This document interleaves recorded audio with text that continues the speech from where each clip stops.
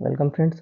तो बिहार का इतिहास हम लोग देख रहे थे। इसमें आज का टॉपिक जनजाति विद्रोह, उसी सीरीज को आगे बढ़ाएंगे। तो जनजाति विद्रोह में सबसे ज़्यादा इम्पोर्टेंट बस ईयर देखेंगे उसका, किस क्षेत्र में हुआ था और नेतृत्वकर्ता कौन थे। तो सबसे पहले इसमें तमाड़ विद्रोह आता है जो 1789 से 1794 छोटा नागपुर रीजन में हुआ। फिर उसके बाद चेरो 1800 से 1802 में पलामू में हुआ। हो विद्रोह 1820 से सिंहभूम डिस्ट्रिक्ट में हुआ जो झारखंड में है, पलामू भी झारखंड में ही है। कोल विद्रोह ये इंपॉर्टेंट है, 1831 से 32 के बीच में छोटा नागपुर में हुआ था। इसके क्या बोलते हैं, नेतृत्वकर्ता बुधो भगत थे। और ये चेरो विद्रोह के नेतृत्वकर्ता भूषण सिंह थे। तो संथाल विद्रोह फिर ये भी एक इम्पॉर्टेंट हो जाता है, ये दोनों इम्पॉर्टेंट है। 1855 से 1856 में संथाल परगना में हुआ था, जिसके सिद्धू, कानी, चांद और भैरव ये दोनों आप लोग याद कर लीजिए। कुल विद्रोह 1831 से 32 में छोटा नागपुर के बुधो भगत में। संथाल विद्रोह 1855-56 से संथाल परगना में सिंधु, कानू, चांद एवं भैरव के नेतृत्व में। फिर उसके बाद सरदारी विद्रोह जो हुआ था 1858 से 1895 में छोटा नागपुर सिंगूर में। मुंडा विद्रोह जो हुआ 1895 से 1900 छोटा नागपुर में, इसमें बिरसा मुंडा ये भी एक इम्पोर्टेंट हो जाता है। और ताना भगत विद्रोह ये भी 1913 से 1914 के गुमला जगह में हुआ था, जतरा भगत। तो इसमें चार इंपॉर्टेंट सबसे ज़्यादा है। कुल विद्रोह 1831 से 32 में छोटा नागपुर बुधो भगत। संथाल विद्रोह 1855-56 से संथाल परगना में सिद्धू, कानू, चांद, भैरव। और उसके बाद फिर मुंडा विद्रोह जो 1895 से 1900 छोटा नागपुर में बिरसा मुंडा के नेतृत्व में। ताना भगत विद्रोह 1913-14 से गुमला जतरा। अब एक एक करके इसके बारे में हम लोग देखेंगे जो जो इम्पोर्टेंट है। संथाल विद्रोह भी बताया 1855 से लेकर 1856 के बीच में हुआ। 1857 की क्रांति में तुरंत पहले यह विद्रोह भागलपुर से राजमहल तक के क्षेत्र में हुआ, जिसे दामन एक कोह का नाम दिया गया। ठीक। यह जनजाति शोषण के विरुद्ध प्रथम सशक्त जनजातियों का विद्रोह था। इस विद्रोह का कारण क्या था, बाहरी लोगों, दिकियों जिनको कहा जाता है, द्वारा शोषण, मांझी व्यवस्था एवं परहा पंचायत व्यवस्था में परिवर्तन। तीन कारण इसके थे। बाहरी लोग जो थे उनको दिकुओं द्वारा शोषण मतलब ब्रिटिशर द्वारा, और फिर मांझी व्यवस्था एक थी, और परहा पंचायत व्यवस्था में परिवर्तन कर दिया था। इस वजह से विद्रोह का नेतृत्व कौन कौन किया, सिद्धू, कानू, चांद और भैरव ने किया था। यह विद्रोह असफल रहा, लेकिन इसके परिणाम स्वरूप संथाल परगना काश्तकारी अधिनियम 1869 संथाल परगना एवं मांझी व्यवस्था को मान्यता मिल गई थी। फिर इसके बाद दूसरा विद्रोह मुंडा विद्रोह आता है 1895 से 1900 में। जनजाति विद्रोह में सबसे सशक्त जनजाति विद्रोह मुंडा विद्रोह था। तो ये पूछेगा सबसे सशक्त जनजाति विद्रोह क्या था, तो मुंडा विद्रोह था। विद्रोह के व्यापकता के कारण इसे उलगुलान मूवमेंट भी कहा जाता है। इसमें बिरसा मुंडा इसके नेतृत्व करता थे। तो इस विद्रोह का कारण क्या था, दिकुओं द्वारा शोषण मतलब जो बाहरी लोग थे, ब्रिटिशर द्वारा खुट कटी व्यवस्था में परिवर्तन और धार्मिक मामलों में हस्तक्षेप करना। बिरसा मुंडा के नेतृत्व में हुआ था। उन्होंने आनंद पांडे से वैष्णव धर्म की दीक्षा प्राप्त की थी। बिरसा मुंडा ने किससे वैष्णव धर्म की दीक्षा प्राप्त की थी, तो आनंद पांडे से। उन्होंने स्वयं को सिंह बोघा का अवतार बनाया। उन्होंने आचरण शुद्धता, आत्म सुधार, एकस्वरवाद का उपदेश दिया। इस विद्रोह का तीव्र रूप जो है 1899 में रहा, और 1895 से 1900 के बीच में सबसे ज़्यादा 1899 में बहुत ज़्यादा फैल गया। कई स्थानों पर अंग्रेजों को हराया गया। 3 फरवरी 1900 को क्या हुआ, बिरसा मुंडा को गिरफ्तार कर लिया गया। तो 9 जून 1900 ईस्वी में हैजा के कारण उनकी मृत्यु हो गई। फिर मृत्यु हो गई तो परिणाम स्वरूप खुटकट्टी व्यवस्था पुनः लागू हो गई। छोटा नागपुर काश्तकारी अधिनियम 1908 पारित हो गया और मूवमेंट खत्म हो गया यहाँ से। अब इसके बाद 1857 ईस्वी की क्रांति के पूर्व बिहार में जो जो विद्रोह और आंदोलन हुए थे उसको देखेंगे हम। तो इसमें सबसे पहले आ जाता है वहाबी आंदोलन। वहाबी आंदोलन के प्रवर्तक कौन थे, अब्दुल अल अवाब। उन्होंने अरब क्षेत्र में इसको प्रारंभ किया था। कहाँ से हुआ था, अरब क्षेत्र में। भारत में कौन किया था, भारत में सैयद अहमद बरेलवी राय बरेली के नेतृत्व में हुआ था। तो ये आप लोग याद कर लेंगे, सैयद अहमद बरेलवी, बरेली से समझ में आ जाएगा कि रायबरेली से थे वो।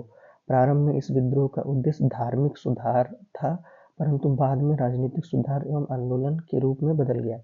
भारत में इस विद्रोह को दो केंद्र था।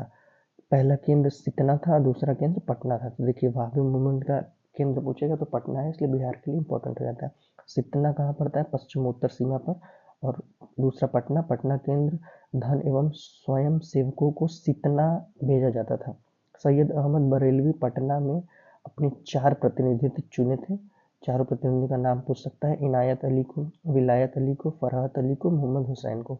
बंगाल का फरायजी आंदोलन वहाबी आंदोलन से प्रेरित था। जो बंगाल में फराजी आंदोलन था वो वहाबी से ही इन्फ्लुएंस था। वहाबी आंदोलन के दमन के लिए 1863 में अम्बाला तथा 1865 ईस्वी में पटना अभियान चलाया गया। वहाबी नेताओं को कारावास, मृत्युदंड की सजा दी गई। अंततः आंदोलन को दबा दिया गया। फिर दूसरा एक आता है नोनिया विद्रोह, जो 1770 से लेकर 1800 के बीच में हुआ था। नोनिया विद्रोह 1770 से 1800 के बीच में हुआ था। इसमें क्या होता है, बिहार के सोरा उत्पादक वर्ग जो कि नोनिया जिनको कहा जाता था उनके द्वारा विद्रोह हुआ था। सोरा का उपयोग किसमें किया जाता है, बारूद बनाने में किया जाता है। बिहार में सोरा उत्पादन कहाँ कहाँ होता है, तो पहला मुजफ्फरपुर में होता है, दूसरा सारण जिले में, फिर हाजीपुर जिले में, पूर्णिया जिले में। ठीक, तो ये भी क्या बोलते हैं, बिहार से रिलेटेड हो जाता है क्योंकि सोरा बनाया ही वहीं जाता है बिहार में 4 डिस्ट्रिक्ट में। तो बिचौलिए कच्चा सोरा ब्रिटिश कारखाने को देते थे, मुनाफा स्वयं रख लेते थे। परिणाम स्वरूप नोनिया समुदाय ने गुप्त रूप से सोरा बेचना शुरू कर दिया। इससे अंग्रेज ने इस पर रोक लगा दी। उन्होंने विरोध में, नोनिया समुदाय ने विरोध कर दिया। अंततः अंग्रेजों को मूवमेंट को दबाना पड़ा। फिर तीसरा क्या बोलते हैं मूवमेंट जो आ जाता है उसको लोटा विद्रोह कहते हैं 1856 में। देखिए 1855-56 में ही संथाल विद्रोह भी हुआ था और लोटा विद्रोह भी उसी समय हुआ था, देख रहे हैं। तो आप ऐसे रिलेट करेंगे तो थोड़ा बहुत आपको याद रहेगा। लोटा विद्रोह 1856 कहाँ किसके द्वारा किया गया था, मुजफ्फरपुर जेल के कैदियों द्वारा किया गया था। इसमें क्या होता है लोटा विद्रोह में, जेल में कैदियों को पहले पीतल का लोटा दिया जाता था, बाद में सरकार ने मिट्टी का लोटा देने का निर्णय कर लिया। इसलिए कैदियों ने इसका कड़ा विरोध किया, 1856 में विद्रोह कर दिया। परिणाम स्वरूप अंग्रेजी सरकार ने पुनः कैदियों को पीतल का लोटा देना पड़ गया था। तो ये मूवमेंट सफल रहा, पीतल का लोटा के लिए हुआ था। फिर अब हम क्या करेंगे, 1857 की क्रांति और बिहार के बारे में पढ़ेंगे। इसमें बिहार में बस क्विकली हम लोग देखते जाएंगे तो हम लोग को सुनते सुनते याद हो जाएगी चीज़ें। बिहार में 1857 की क्रांति कब शुरू हुई, तो 12 जून 1857 को देवघर जिले और रोहड़ी गांव के 32वीं इन्फेंट्री रेजिमेंट के सैनिकों द्वारा विद्रोह किया गया था। तो बिहार में 1857 क्रांति कब शुरू हुई थी, तो 12 जून 1857 के देवघर जिले में। ये दो डाटा यहाँ से मिल जाता है। इस विद्रोह में लेफ्टिनेंट नॉर्मन लेस्ली एवं सर्जन डॉक्टर ग्रांट मारे गए। रोहिणी के विद्रोह का कौन नेतृत्व किया, मेजर मैकडोनाल्ड द्वारा दबा दिया गया था, अंग्रेज शाही जिसने मूवमेंट को दबा दिया। विद्रोही सैनिकों को फांसी दे दी। पटना में विद्रोह का नेतृत्व किसने किया था, ये इंपॉर्टेंट है। 3 जुलाई को पटना सिटी के पुस्तक विक्रेता पीर अली ने किया था। ठीक, तो पटना में 3 जुलाई को पुस्तक विक्रेता पीर अली ने किया था। विद्रोह में अफीम एजेंट डॉक्टर आर लाघव मारा गया, परंतु कमिश्नर टेलर ने विद्रोह को दबा दिया। पीर अली सहित 17 व्यक्तियों को फांसी दे दी गई। फिर इसके बाद 25 जुलाई 1857 को मुजफ्फरपुर में असंतुष्ट सैनिकों ने कुछ अंग्रेज अधिकारियों की हत्या कर दी, 25 जुलाई को। उसी दिन दानापुर में 3 रेजिमेंट के सैनिकों ने भी विद्रोह कर दिया। सैनिकों ने शाहाबाद जिले में प्रवेश कर जगदीशपुर के जमींदार बाबू कुंवर सिंह से मिलकर विद्रोह को प्रारंभ किया। मुजफ्फरपुर में 25 जुलाई 1857 को। 30 जुलाई को सरकार ने तत्कालिक सारण, तिरहुत, चंपारण, पटना जिले में सैनिकों द्वारा शासन लागू कर दिया। विद्रोह सैनिकों के एक झुंड ने भागलपुर गया पहुंच कर जेल में 400 कैदियों को मुक्त कराया। उन्होंने टीकरी राज पर हमला कर 10,000 रुपए लूट लिए। जगदीशपुर के जमींदार बाबू कुंवर सिंह ने बिहार में हुए 1857 की क्रांति का नेतृत्व किया था। उन्होंने कमिश्नर टेलर ने पटना में भेंट की और निमंत्रण दिया, मगर मौलवी अहमदुल्ला के साथ हुए विश्वासघात को समझाते हुए उन्होंने 4,000 सैनिकों के साथ विद्रोह कर दिया। ठीक, उन्होंने जगदीशपुर में बंदूकें एवं गोला बारूद बनाने का कारखाना स्थापित किया तथा 27 जुलाई 1857 को आरा पर अधिकार कर लिया। फिर आरा में हुए संघर्ष में कैप्टन डनवर मारा गया, लेकिन कुंवर सिंह को आरा छोड़ना पड़ा। वे रीवा और बांदा के रास्ते लखनऊ पहुंच गए।